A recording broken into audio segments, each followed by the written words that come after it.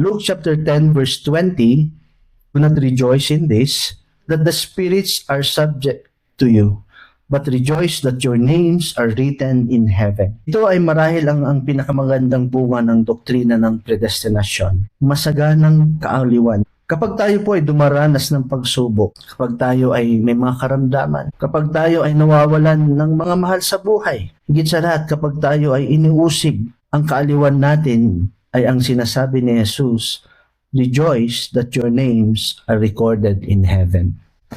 Sabi ni John Calvin, our election will then only be sure to us when we find it in Christ, whose death is the eternal assurance of our salvation.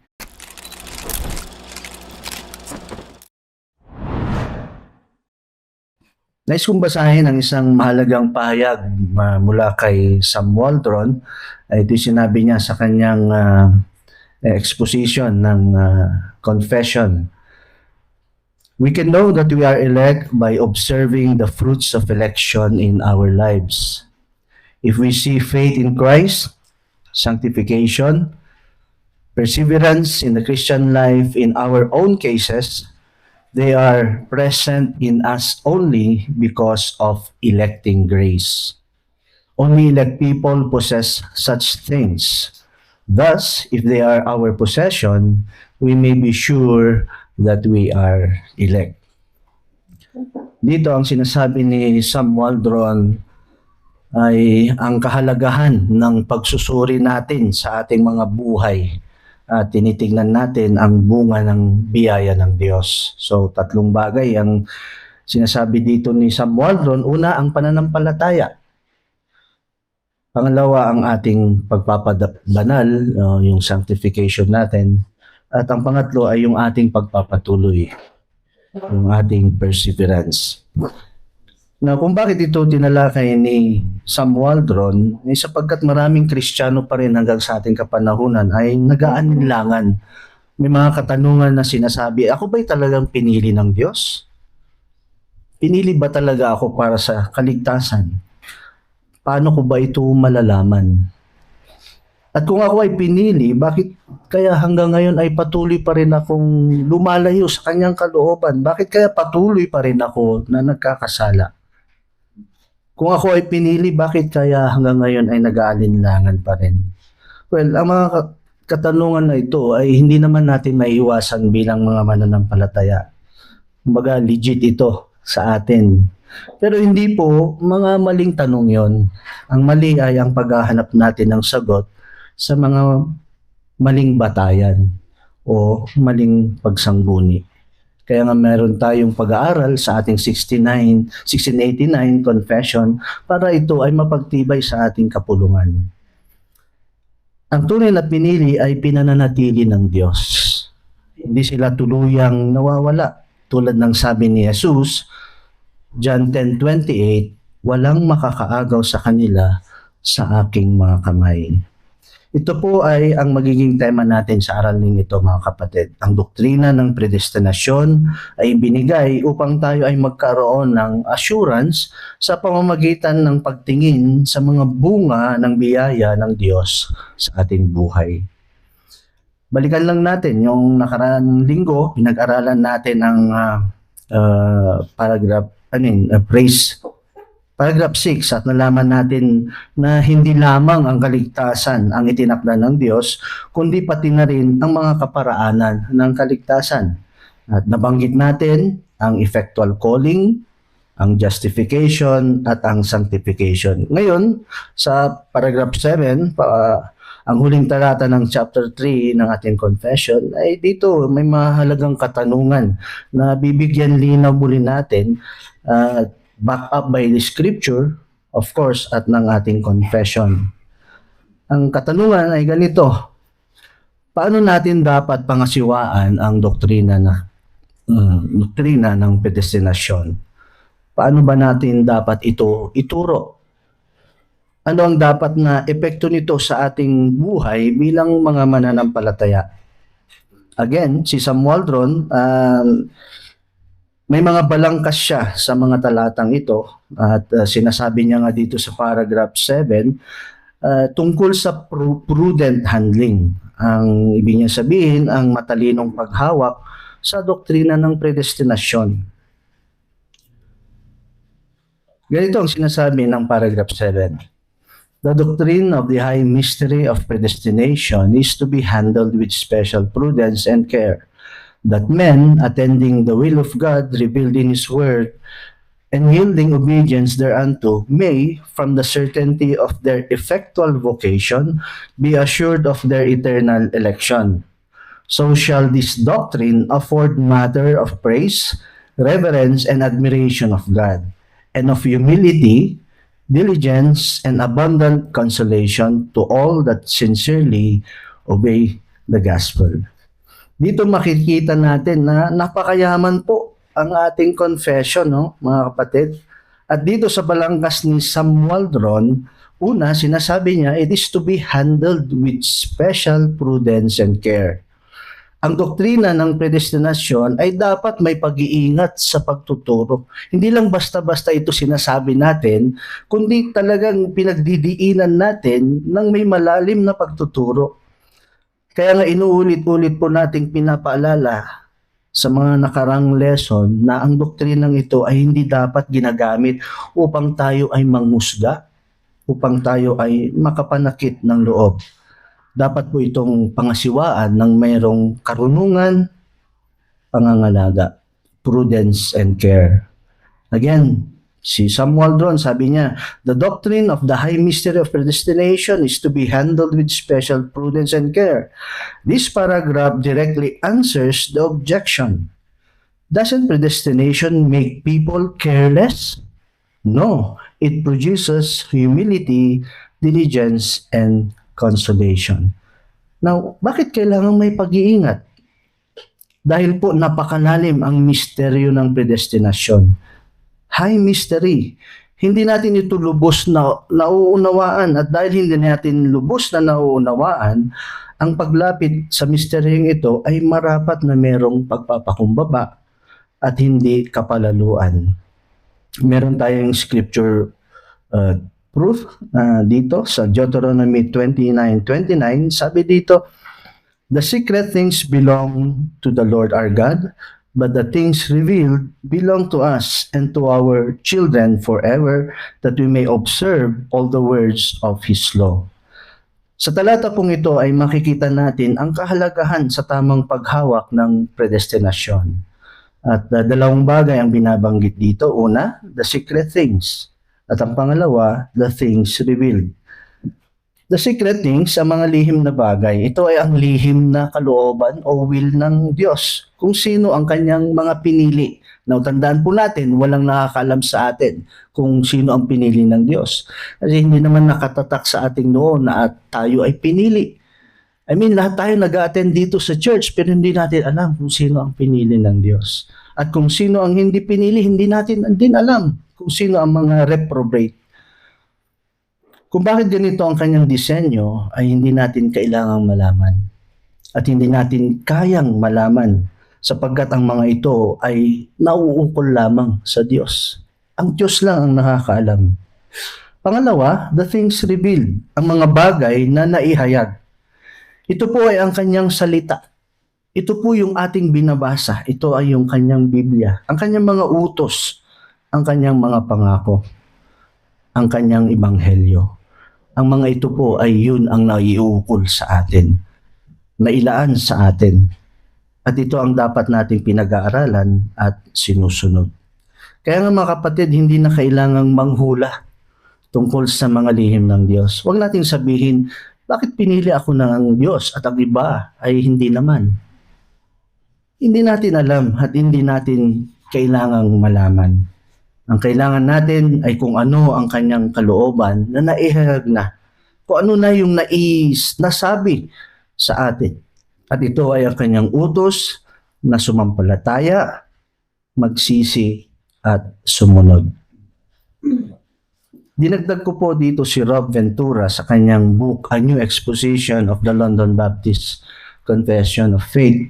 Sabi niya, God's predestination of some to life and others to just condemnation is a high mystery that does not invite speculation into this matter. Rather, we are to submit to God's will revealed in the Holy Scripture. Kaya nga, huwag tayong manghula tungkol sa mga lihim ng Diyos sapagkat ang ating tungkulin ay hindi yung mag-usisa sa kanyang mga lihim na layunin. Bagkus ang ating tungkulin ay sumunod sa kanyang naihahayag na kalooban. Ito ay ang kanyang banal na salita. Ang punto natin dito ngayon, kapag may nagtanong sa iyo tungkol sa predestinasyon na hindi natin kayang sagutin, huwag ho tayong manghula, mga kapatid. At huwag din naman tayong makipagdebate at huwag magtalo. Ang sabihin natin, alam mo, ang nalalaman ko lang ay ang utos ng Diyos mula sa kanyang salita. At ito ay sumampalataya kay Kristo. Yun ang sinasabi ng banal na kasulatan. This brings us to Romans chapter 9 verse 20. Who are you, O men, to answer back to God? Oh, who are you, O men, to answer back to God? Kapag pinag-aaralan natin ang predestinasyon, may mga pagkakataong gusto nating magtanong, bakit ganito, Panginoon? Bakit ganyan? Pero ang sinasabi ng kasulatan, sino ka ba o tao upang makipagtalo sa Diyos? Pero mga kapatid, hindi po ito nangangahulugan na bawal tayong magtanong. Ang ating mga tanong ay dapat walang pagmamalaki at wala ring pagre-rebelde. So ano po ang tamang dapat nating itanong? Panginoon, ano ang inyong kalooban? O Diyos, ano po ang inyong utos? Paano ba ako dapat mamuhay ayon sa inyong kalooban? Ang punto natin mga kapatid, na sa ating pag-aalinlangan, kung may mga panahon na nagtatanong tayo, we ask in humility.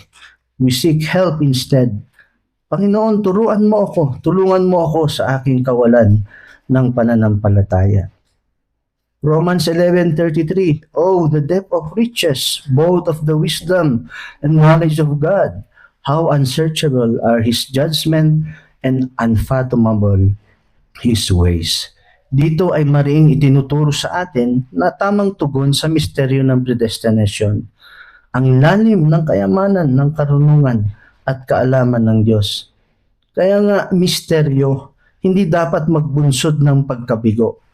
Bagkus magdudulot nawa ito ng papuri, paggalang at paghanga sa ating Diyos.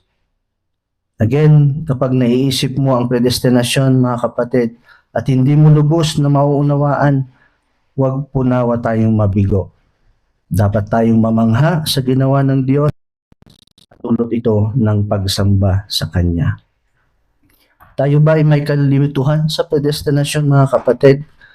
Huwag nawa manatili iyon sa ating pag-iisip, kundi ang ipahayag natin, Panginoon, hindi ko ito naiintindihan. Ngunit ako'y nagtitiwala sa iyo na sa iyong kaluwalhatian ay meron akong pag-asang nakikita. Isa pang balang dito ni Sam Waldron, sabi niya dito, assured of their eternal election. Assured of their eternal election. Now, paano natin malalaman na tayo ay pinili?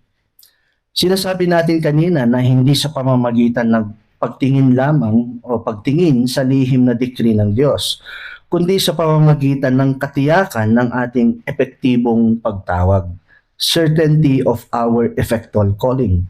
Sa ating proof text, 1 Thessalonians chapter 1, verse 4 to 5, sinasabi dito, knowing, brethren, beloved by God, His choice of you for our gospel did not come to you in word only, but also in power and in the Holy Spirit and with full conviction. Sa talatang ito, kausap po ni Apostol Pablo ang mga mananampalataya sa Thessalonica. At dito, sila'y binigyan niya ng encouragement na tiniyak na sila ay pinili ng Diyos. Pero hindi po nakita ni Pablo yung lihim na paghahayag nito. Hindi dahil nakita niya ang kanilang mga pangalan na maaaring nakasulat sa aklat ng buhay, kundi po ang sinasabi ng talata, For our gospel did not come to you in word only, but also in power and in the Holy Spirit with full conviction. Nakita po ni Pablo ang bunga ng Ebanghelyo sa buhay ng mga mananampalataya sa Thessalonica. Nakita ni Pablo yung kapangyarihan ng banal na Espiritu.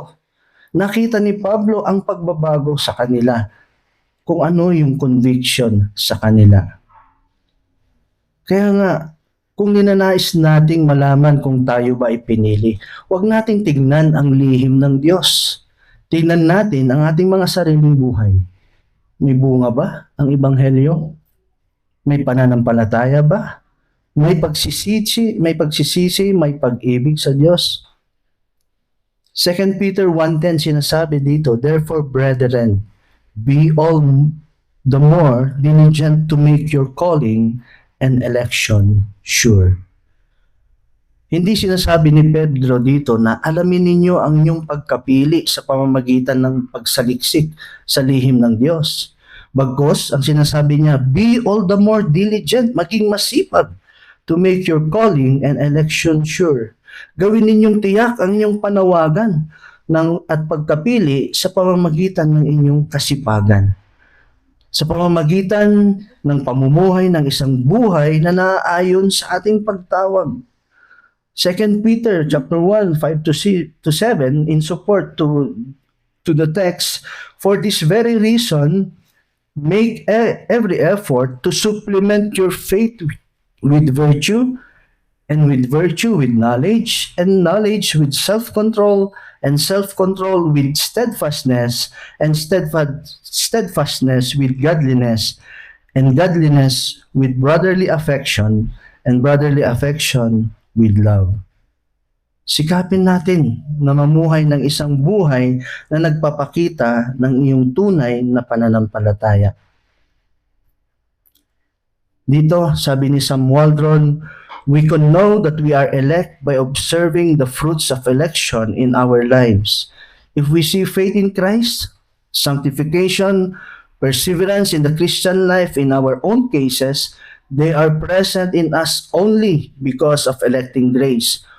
Only elect people possess such things. Thus, if they are our possession, we may be sure that we are elect.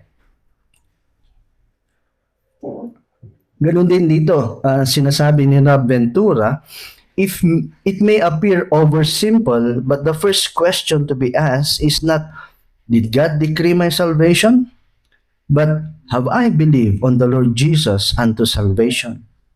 The second question, when answered, assures us regarding the first question. So ano po ang essence ng sinasabi ni Waldron at Ventura? Ang essence, sabi niya, your faith, not God's secret decree, is what gives you assurance. Ulitin ko, your faith, not God's secret decree, is what gives you assurance. Ang iyong pananampalataya, hindi ang lihim na kalooban o decree ng Diyos ang siyang magbibigay sa atin ng katiyakan. Meron po tayo dyan, meron chart or something dyan sa ating handouts. Tingnan natin ngayon kung ano ang pagkakaugnay ng calling at ang election.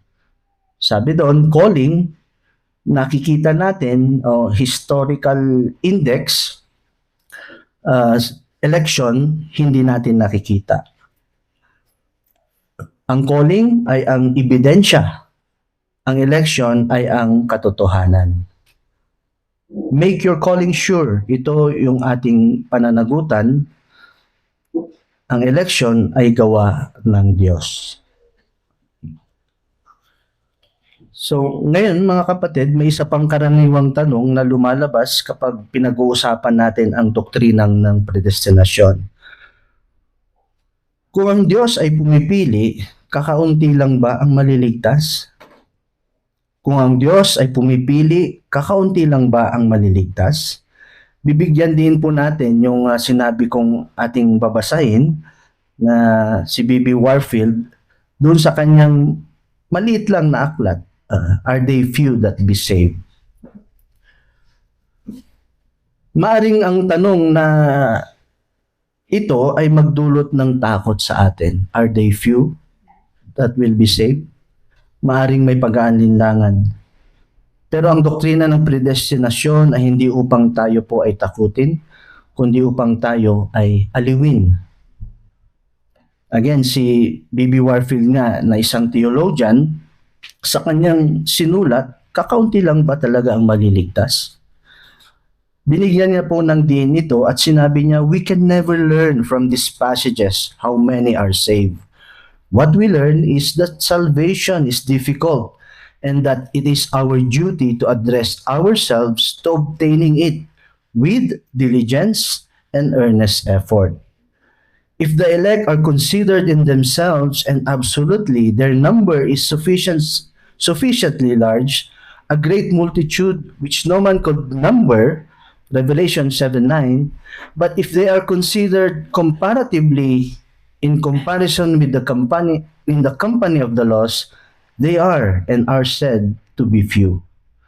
Dito mga kapatid, nagpapaalala sa atin na hindi natin malalaman kung ilan ang maliligtas.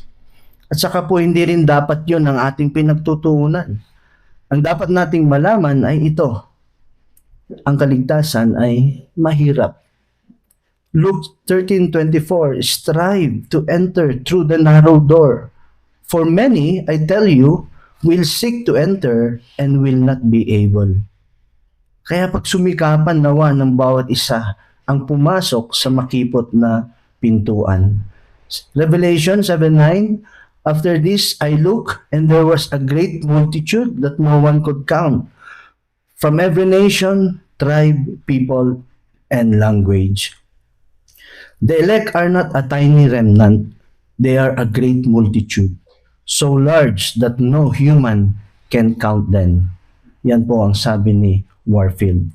Kaya kung titignan natin ang mga pinili bilang isang grupo, hindi mo sila maikukumpara sa mga napahamak sapagkat napakarami nila na walang makakabilang.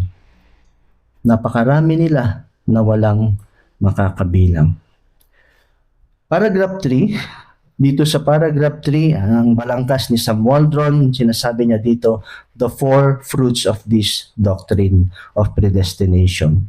Number 1, praise, reverence, and admiration of God. Number 2, humility. Number 4, diligence. At ang panghuli, abundant consolation. Ephesians chapter 1 verse 6, to the praise of the glory of His grace. John Calvin in his Institute, sinasabi niya, we shall never feel persuaded as we ought that our salvation flows from the free mercy of God as its fountain until we are made acquainted with His eternal election. For this knowledge not only establishes the certainty of our salvation, but also directs all praise to God alone.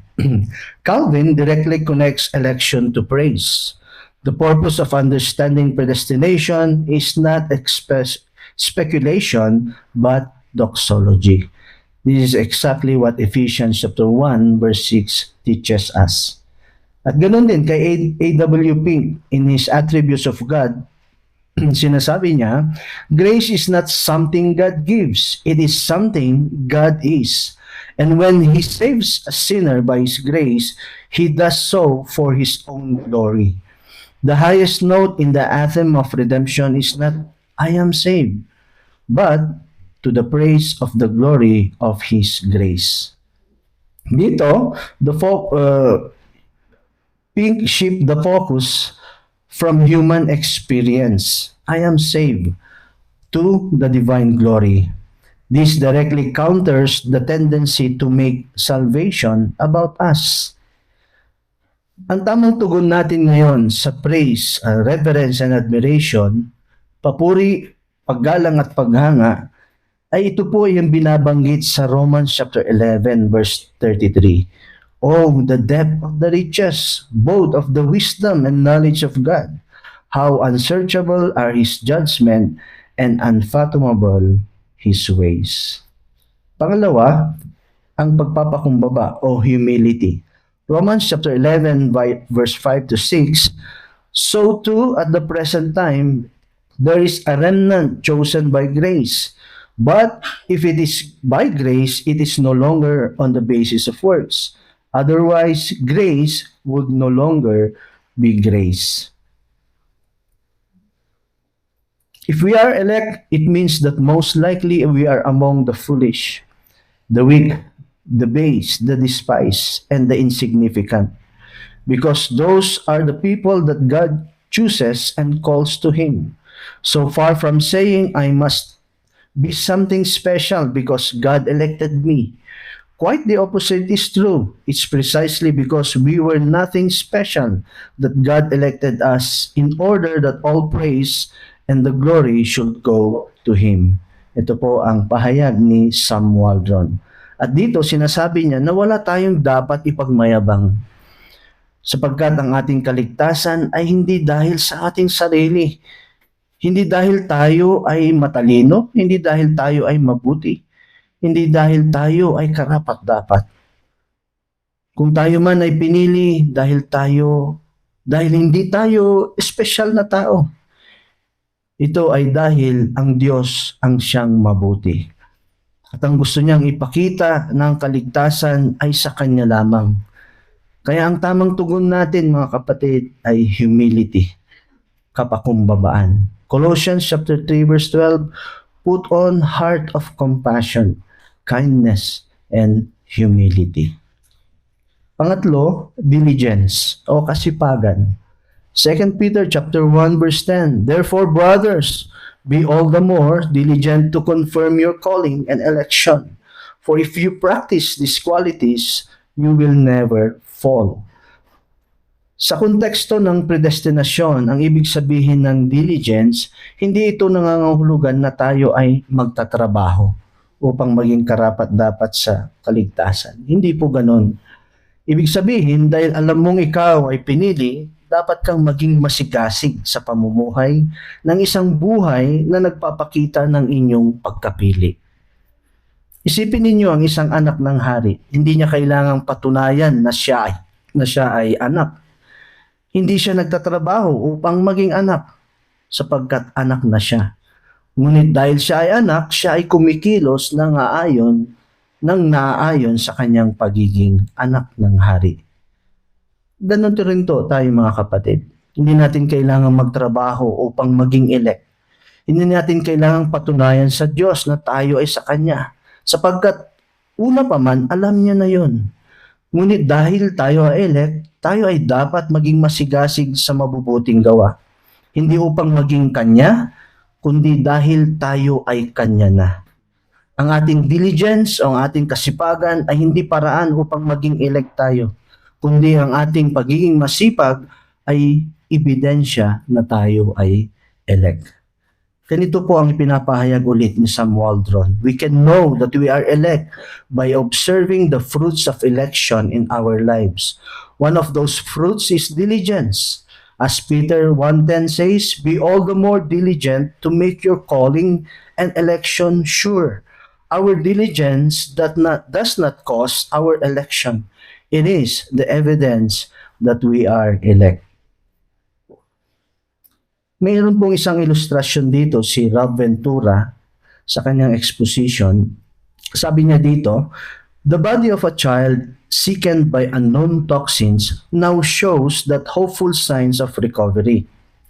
Doctors played their role. Mindful parents did what they could do. And the people of God prayed. All these were the means that God used in the realization of what was determined to be. Though it may seem paradoxical to most, at the little church prayer meeting, there were words of thanksgiving and praise to God, who hears prayers even as He works all things according to the counsel of His will. Ephesians chapter 1 verse 11. Ano po ang kapahayagan nito, pagkakaintindi natin dito? Hindi po sinasabi ng predestinasyon na huwag ka nang magdasal. Hindi rin sinasabi na huwag ka nang magpagamot. Hindi niya sinasabi na huwag ka nang magsikap. Sa halip, sinasabi dito na ang Diyos ay gumagamit ng mga kaparaanan upang isakatuparan ang kanyang layunin. Kaya di rin po natin isinasantabi ang pagdarasal. Hindi natin isinasantabi ang pagpapagamot kung tayo ay may mga karamdaman. Sapagat ito po ay wisdom ng Panginoon sa atin. Kaya nga, ang mga bagay na ito dapat ay pinagsisikapan natin. At magpasalamat tayo sa Diyos na gumagamit siya ng lahat ng ito para sa ating kabutihan. Panghuli, abundant consolation. Luke chapter 10 verse 20, "Nevertheless, do not rejoice in this, that the spirits are subject to you, but rejoice that your names are written in heaven." Ito ay marahil ang pinakamagandang bunga ng doktrina ng predestinasyon. Abundant, masaganang kaaliwan. Kapag tayo po ay dumaranas ng pagsubok, kapag tayo ay may mga karamdaman, kapag tayo ay nawawalan ng mga mahal sa buhay, higit sa lahat kapag tayo ay iniusig, ang kaaliwan natin ay ang sinasabi ni Jesus, "Rejoice that your names are recorded in heaven." Sabi ni John Calvin, "Our election will then only be sure to us when we find it in Christ, whose death is the eternal assurance of our salvation." Ibig sabihin, ang ating kaaliwan ay hindi sa ating sarili, hindi sa ating kahinaan, hindi sa ating pagbabagong damdamin. Ang ating kaaliwan ay kay Kristo, ang kanyang kamatayan, ang ating katiyakan, ang kanyang pagkabuhay, ang ating pag-asa. So yan po mga kapatid, ang abundant consolation ng doktrina ng predestinasyon. Hindi upang tayo ay matakot, kundi upang tayo ay magkaroon ng katiyakan kay Kristo. So bali na cover po natin lahat ang proof text. And just to give you the summary, unang tanong, paano ba dapat pangasiwaan ang doktrina ng predestinasyon? Ang sagot, with special prudence and care, hindi dapat maging mapagmataas o mapanghusga. Pangalawa, ano ang dapat nating pag-aralan? Ang naihayag. Tandaan natin, ang naihayag na kalooban ng Diyos, Deuteronomy 29:29. Hindi po yung mga lihim. Pangatlo, paano natin malalaman na tayo ay elect? By observing the fruits of election in our lives. May faith ka ba? Ikaw ba ay namumuhay ng may kabanalan? Ikaw ba ay may pagpapatuloy? 1 Thessalonians chapter 1 verse 4 to 5, 2 Peter chapter 1 verse 10, yan po yung ating mga proof text. Pangapat, ano ang dapat na bunga ng doktrinang ito? Mula paragraph 1 hanggang 7 ay napag-aralan natin at lagi nating binabanggit, praise, reverence, admiration, and worship. Humility, diligence, and abundant consolation. Yan po ang bunga ng doktrinang ito. Panglima, ang predestinasyon ba ay nagiging dahilan upang maging tamad tayo? Wag nawa. God accomplishes His purposes through people, not in spite of them. Panganim, kakaunti lang ba ang maliligtas? We cannot know from the scripture. The narrow gate passages are for exhortation only, not revelation. At panghuli, ano po ang tamang tugon natin? Praise, humility, diligence, and consolation. Paano naman po ang application nito sa ating mga buhay? Una, pagsamba. To the praise of the glory of His grace, yan ang sinasabi ni Waldron, the proper response is to worship, not debate. Kapag pinag-aaralan mo ang predestinasyon, hindi kailangan ng pagtatalo, kundi ang kinakailangan natin ay meron tayong puso ng pagsamba. Pangalawa, humility. Romans 11, chapter 5 to 6, do not be conceited, but fear.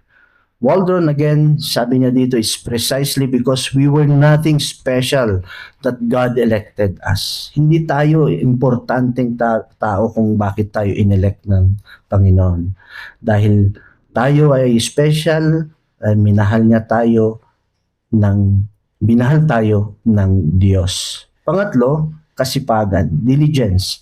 2 Peter chapter 1 verse 10, be all more diligent. The elect will not be saved no matter what they do. They will be saved in the way that God has foreordained and no other. Again, yan ang sabi ni Sam Waldron. Dagdag ko lang din ulit kay Ventura, sabi niya dito, doctors, parents, even prayers are all the means of God uses. Kaya wag natin din pong binabaliwala ang mga meanses, ang mga kaparaanan na to. Application, wag maging tamad, gamitin ng mga kaparaanan, panalangin, pag-aaral ng salita ng Diyos at pagsisikap sa kabanalan. Panghuli, kaaliwan o consolation. Nandyan po yung ating proof text, Luke 10:20.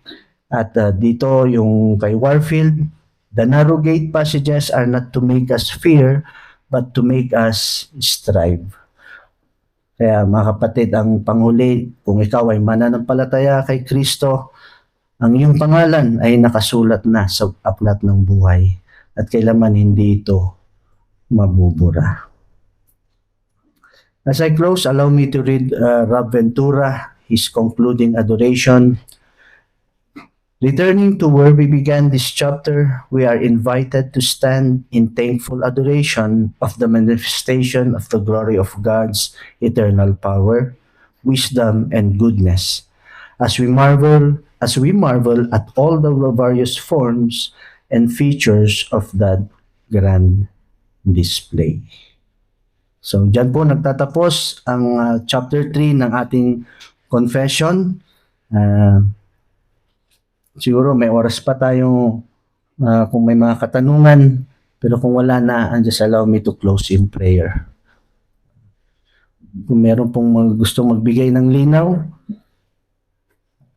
feel free to express yung inyong mga concern po regarding sa ating topic.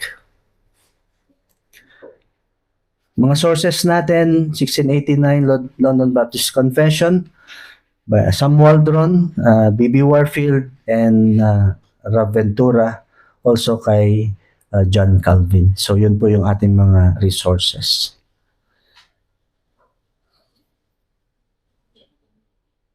Wala pong tanong, walang dagdag. Sige po, let's close in prayer. Ama naming Diyos, kami po ay nagpapasalamat sa iyong dakilang ministeryo ng predestinasyon. Turuan mo kami, Panginoon, na nawa hindi kami magkamali. Hindi rin kami magmayabang.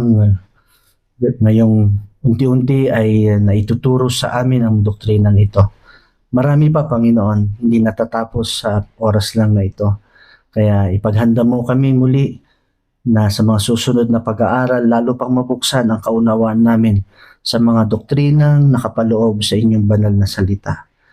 Pagpalain niyo ang mga katotohanan na ito sa aming mga buhay, hindi lang magamit sa loob ng iglesia, kundi sa labas ng kung saan kami ay inyong binigyan ng kalayaan na kumausap, makipagtalakayan, higit sa lahat may bahagi ang dakilang ebanghelyo. Panghawakan nawa namin, Panginoon, ang mga katotohanan ito sa aming patuloy na pamumuhay bilang mga hinirang, bilang mga pinili.